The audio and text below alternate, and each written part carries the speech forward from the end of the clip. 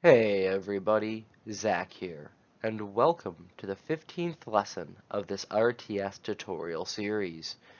In this episode, we'll set up our resources HUD. It will lack pretty much any functionality until later in the series, but figured it was a good place to set it up. So fire up your editor, and I'll see you on the other side.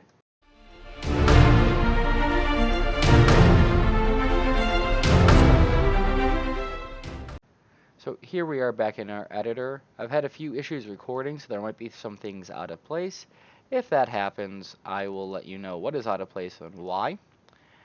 So what we're doing today is we're setting up our user HUD for our resources, as I mentioned in the intro card. The first thing we need to do is we need to open up our player controller. And, okay, not sure why I opened up the construction graph. And inside our variable list, we're going to create 3 new variables. These will each be integers, and we'll expose all 3 of them. The first will be our wood resource.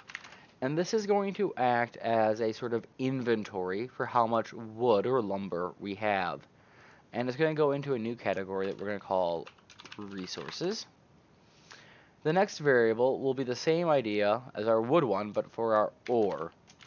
So we'll name it ore resource. And again, that's going to go into our resources category.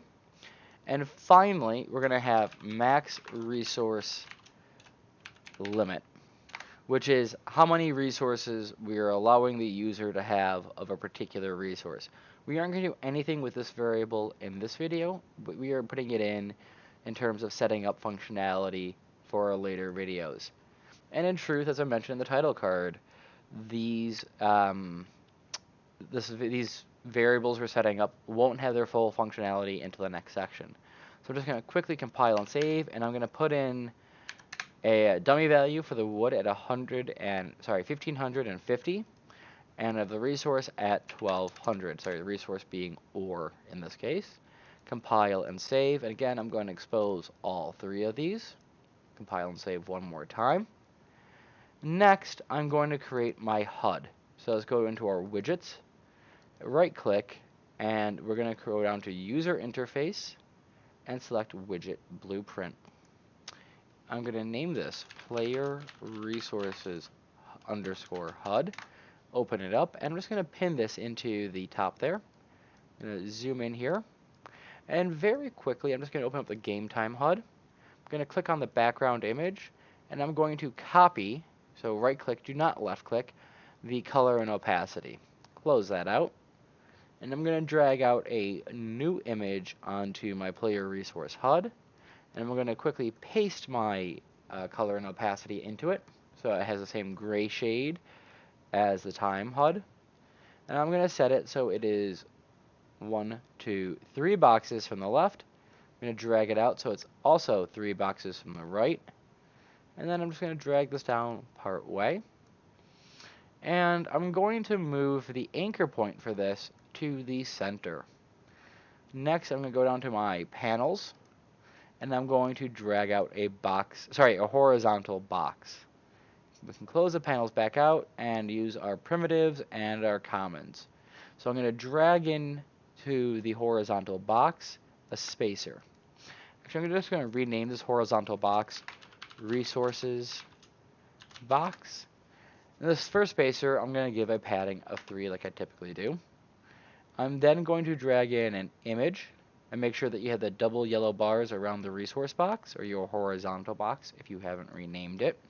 And I'm going to name this image wood resource icon. After that, I'm going to put in another spacer. And I'm going to set the padding on this particular spacer to 3.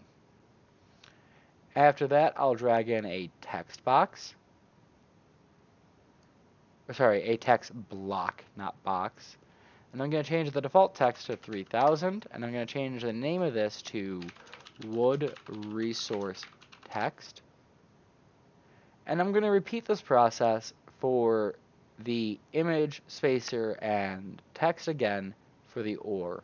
But first, I'm going to put another spacer in, and I'm going to set the spacer to have a padding of 10. finally, as I said, I'm going to recreate what I've just did for the wood and do one for the ore as well. So I'm going to drag in my image, my spacer, and my text block. I'm going to rename the image as my ore resource icon. I'm going to set the spacer to be, sorry, I'm going to set this spacer to be 3. I'm just double checking I did 3 on the last one, and I did. And I'm going to name this text block as my wood resource, sorry, I spelled the resource wrong there, wood resource text. Oh, sorry, not wood resource, or resource text, since we already have a wood one. And I'm going to set this to 3000. Go back to the resource box. I'm going to size to content, and I'm going to drag this up into the gray box so it's centered in it a bit. And I'm going to move the anchor point again to the center there. I'm going to select the wood icon, and under brush I'm going to open it up, and under image I'm going to type in tree, and I'm going to look for my texture image. Luckily it's only one, and as you can tell it's too big, so I'm just going to set this to 50 by 50. And I tried a few numbers. I tried 10 at first, I believe I then tried 15. I could be mistaken, but it took me a bit of trial and error to work out the correct size. And that's one of the things you need to do with this sort of stuff. You need to practice by trying different things. And again, I'm not a visual artist. You might not like this look. So go ahead and try different things. So I'm going to repeat this process for the ore resource icon, and I'm going to type in ore. And if you're unlucky, like I was in the test file, you're going to have a whole bunch of these to dig through. But if you're lucky like me here, you only have 2. Select the one that is right, which is going to be the ore texture. And again, the size is off, so I'm just going to resize this to 50 by 50. And I'm going to compile and save. So we've set up the base sort of HUD we have. You'll notice we have this huge open space to the right of this text. Actually, I'm going to quickly grab another spacer and just drop it in here and set this one to 10 as well. The reason why we have this huge open space is we're going to add in more resource icons and resource information later on. So these two are resources we harvest. Food, for example, is a resource we'll grow, and we'll set that up later on, but that will also show up here. So the next thing I need to do is I want to select this text that says 3000 for the wood resource and go to bind, create new binding, and I'm just going to select the original name. I'm going to F2, get wood or lumber or whatever you want to name it, but get wood, sorry, I'm just looking at the name I had in my test file, and I'm forgetting on it, forgetting what it is that is. Get wood resource amount. I knew there was another word before the word amount. Of course it was going to be resource. I'm going to unhook the input from the return. I'm just going to drag this return way off here for a bit. And I'm going to create one new variable to start with in my regular variables. And this will be a controller ref. And of type RTS player controller blueprint or BP object. Compile, save, expose on spawn, and make it so you can edit it later on. And the reason why we're doing this is because we're not going to cast a reference like we normally do. We're going to do what we did in our other HUD and pass the reference through the player controller. So drag your controller reference out onto the event graph, drag off of it, and we're going to search for our wood resource. Off our wood resource, drag off and promote to local variable, and we'll call this one wood local. Plug your wood local into your input node. From your wood local, drag off and type in branch. And off this branch, off the conditional, back drag and search for greater than or equal to for the integer type. And we're going to set the lower value here to 1100. And then we're going to drag in wood local and plug it into the top part of the node there. That way when wood local is equal to or greater than 1100, it will go into the true branch. And the reason we're doing this is when it's greater than that, we're going to truncate the numbers so it says, for example, at 1100, 1.1k. In fact, you might want to have more branches for higher numbers. Now, I will say this is typically easier to do in C++ because you have access to the entire function library, but for some reason, that function doesn't have a blueprint node, so we have to do some workarounds to get the same effect. I'm going to create a new local variable, which will be wood text local, and this will be of type string. I'm going to set it on the false, and I'm going to plug it into the return node here. I'm going to do the same off the true. I'm going to plug it also into that return node there. Just going to drag this up a bit. And off the wood set local text on the bottom, off that false, I'm just going to connect my wood local to it. So I'm going to drag my wood local, get, and I'm going to plug it into the wood text local, which will automatically give me a integer to string conversion. And so for anything under 1100, it will just display the number. Off the wood text local on the true branch, however, I'm going to back drag off that pin and type in append. And that'll give me my nice string append here. I'm going to add 2 more parts of it in. So B will have a full stop, and D will have a K. As I said, you might want to add in more for if you have millions. So you might want to have another branch for when this is greater than, 1,000,000, 1,000, or 1,000,000, 100,000, or whatever setup you want to use. So the next thing I'm going to do is I'm going to drag in my wood local again, just over here. And I'm going to drag off, sorry, I'm not going to drag off it. I'm going to right click and type in division, whole, and remainder. I'm going to plug the wood local into the dividend, which will automatically convert from an integer to a float. And my divisor will be 1,000. The return value, that whole number at the start, I'm just going to pass through into the append on that A node. So if this is 1,200, this will have a return value of 1. If it's 2,000, the return value will be 2. 3,000, it will be 3, and so on. Now, what makes this a bit complicated is we can't simply truncate it like we normally would. Instead, we have to come off of this remainder value and do another division, whole, and remainder. This one will have a divisor of 100, and this will sort of round, but rather improperly, our remaining value, anything under 1,000. And I'm going to plug this into the C node there on the append, which will automatically again convert for me. So that sets up our get wood resources. I'm going to compile and save. I'm going to return to not my event graph, but while I'm here, what I'm going to do is I'm just going to delete all 3 of them. So I'm going to delete the on begin play, the tick, and the overlap, so I'm not going to need them. Go back to the designer, select your OR resource text, and create a new binding for that. And again, I'm going to hit F2. Sorry, I just want to make sure I didn't accidentally stop recording when I hit F2. And as we get OR resource, sorry, get camel coding right there, amount. Just plug it in, unhook that return node, and I'm just going to drag this out again. But I'm going to save us some time. I'm going to go back to my get wood resource amount, because it's the same code. I'm just going to highlight everything, but make sure to unstuck those return nodes. Oh, actually, before we go any further, I skipped a step. So in here, what we need to do is actually give a return value.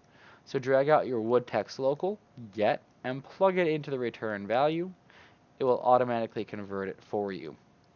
Alright, so next highlight everything, deselect the input and output nodes, copy it, and go over to your get OR resource and paste this in. So I'm just going to plug the input into the set, and I'm going to delete this wood resource target off the controller ref. I'm going to drag off of it and type in OR. I'm going to get OR resource, and I'm going to plug that into the wood local. Yep, I know what I just said. This wood local, I'm going to right click and create local variable wood local. I'm going to go in here and I'm going to rename it OR local. and you'll notice that all the other wood locals change to OR local. And I'm going to do the same for the wood text local. So right click, create local variable wood text local. I'm going to F2 that and do that as OR text local. Again, I'm going to plug in the sets into the return node. Oh, sorry, it'd help if I actually plug that in, I guess.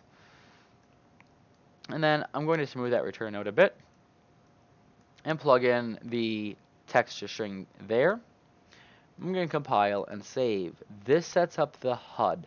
We now just need to tell the game to display the HUD. So let's go to our spawn widgets. And in our spawn widgets, let's unhook this set from the output, drag the output out a bit, drag off that set, and type in create widget. From this, we're going to select the class. We want the player resources HUD. And you notice we get two new pins, owning player and controller reference. Because the owning player and the controller reference are the same in this case, we are setting this up in the player controller. I'm just going to drag off owning player and get a reference to self, and plug that same reference as a self into the controller. And off the return value, I'm going to promote to variable, and this will be my HUD underscore resource ref. And I'm going to plug that reference into, or that setting, that reference into my output. And I'm going to move this into my references category, compile, close out the spawn widget, Control S save, unhook the set visibility from the add to viewport. And we're going to add a second add to viewport in because we're going to mess with the Z order a bit here. So off the add to viewport, drag and type add to viewport. So we now have two add to viewports. Plug the second one in into the set HUD visibility. Extend it out so you can see the Z order. Plug the HUD resource into that target. Now what Z order does, it says what priority should this HUD get in terms of screen focus.